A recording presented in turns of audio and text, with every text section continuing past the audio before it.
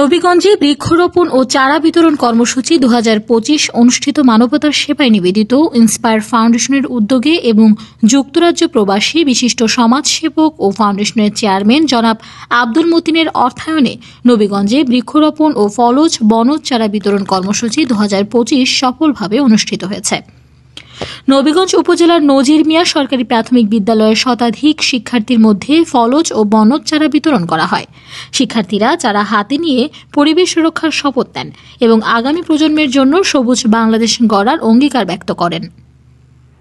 উক্ত অনুষ্ঠানে প্রধান অতিথি হিসেবে সভাপতিত্ব করেন নবীগঞ্জ উপজেলার নির্বাহী কর্মকর্তা জনাব মোহাম্মদ রুহুল আমিন।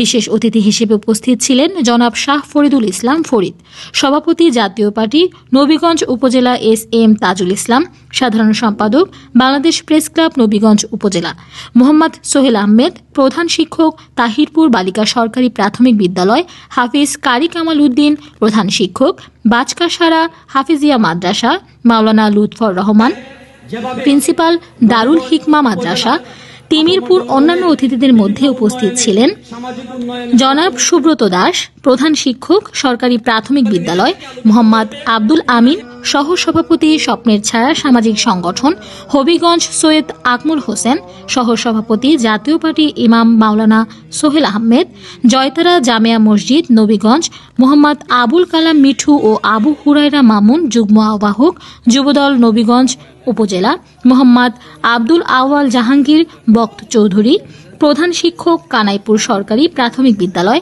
হাফিজ মোহাম্মদ জুবেদ আহমেদ, মোহাম্মদ মুজিবুর রহমান ভুইয়া, মোহাম্মদ আকলিস মিয়া, জিলাই মিয়া, সেলিনা আক্তার, সুলতানা আক্তার, অনামিকা বণিকা প্রমুখ। উক্ত অনুষ্ঠানটি সাবলীলভাবে পরিচালনা ও তত্ত্বাবধানে ছিলেন জনাব আশিকুর রহমান চৌধুরী, জনাব বুলবুল মিয়া এবং লোকমান হোসেন লুখ্য। প্রধান অতিথির বক্তব্যে নবীগঞ্জ উপজেলার নির্বাহী কর্মকর্তা জনাব মোহাম্মদ রুহুল আমিন বলেন, গাছ আমাদের জীবনের অবিচ্ছেদ্য অংশ।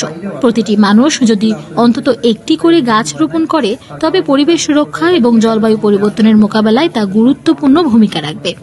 তিনি ইন্সপায়ার ফাউন্ডেশনের চেয়ারম্যান জনাব আব্দুল মতিনের সামাজিক উদ্যোগকে বিশেষভাবে প্রশংসা করেন।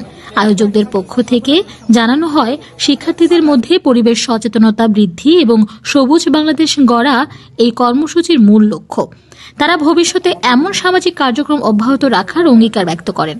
দিনব্যাপী এই কর্মসূচির মাধ্যমে অংশগ্রহণকারীরা গাছের গুরুত্ব, পরিবেশ রক্ষা এবং মানবতার সেবায় নিজেদের সম্পৃক্ত করার অঙ্গীকার করেন। সবুজ বাংলাদেশ গড়ার প্রত্যয়ে সমাপ্ত হয় দিনব্যাপী এই বৃক্ষরোপণ ও চারা বিতরণ কর্মসূচি।